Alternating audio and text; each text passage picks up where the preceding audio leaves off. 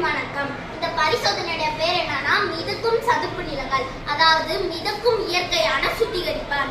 இதோட நோக்கம் என்னன்னா நீர்வாழ் சூழ்நிலை மண்டலம் மாசுபடாம தடுத்தலையோ நீர் மாசுபடுத்தல தடுத்தல் தான் இந்த பரிசோதனையோட நோக்கம். இது நீர் எப்படி மாசுபடுது?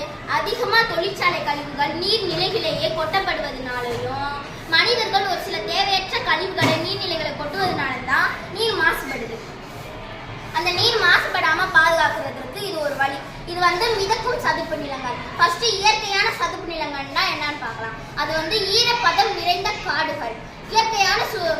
இயற்கையான சதுப்பு நிலத்துல ஒரு செடியோ மரமோ அது இருந்துச்சுன்னா அது இருக்கிற இடத்துல மட்டும்தான் அது கிளீன் பண்ணும். என்னன்னா தொழிற்சாலை கழிவுகள் அதிகமா கொட்டப்படுது. அது நிறைய ஒன்று சேர்ந்து நைட்ரஜனையும் பாஸ்பரஸையும் நீர்ல அதிகமா கொண்டு வந்துடுது.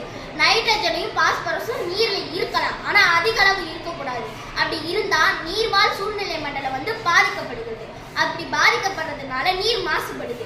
நீர் மாசுபடுறதுனால நீர்வாழ் உயிரினங்கள் அழிஞ்சு போயிருது. நீர்வாழ் உயிரினங்கள் என்னென்னா மீன்கள், பூச்சிகள், நீர்வாழ் தாவரங்கள். இந்த நீர்க்குள்ள என்னென்ன உயிரினங்கள் இருக்கோ அது ஃபுல்லா நீர்வாழ் தாவரங்கள். இது நாங்கள் ஃபர்ஸ்ட் டைம் கிளாஸ் ரூம்ல வச்சபோது கொஞ்சம் மண்ணா இருந்துச்சு. அதுக்கப்புறம் ஒரு நைட் ஃபுல்லா கிளாஸ் ரூம் இருந்தப்ப இது பியூரா வாட்டர் ஆயிடுச்சு.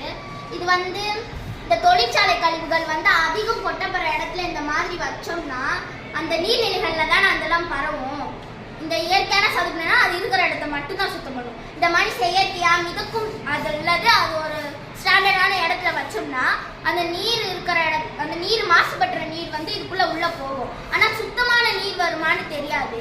இருந்தாலும் அந்த நச்சுத்தன்மை உயிரை கொல்லும். நஞ்சு அந்த மாதிரிலாம் அழிச்சிட்டு அந்த தண்ணிய மாசு அல்லாத தண்ணிய அதை திருப்பியும் நீர்நிலைகளே விட்டுரும். இது சில இடங்கள்ல கம்பி கட்டி கான்ட்ராக்டா எடுத்தும் செய்வாங்க.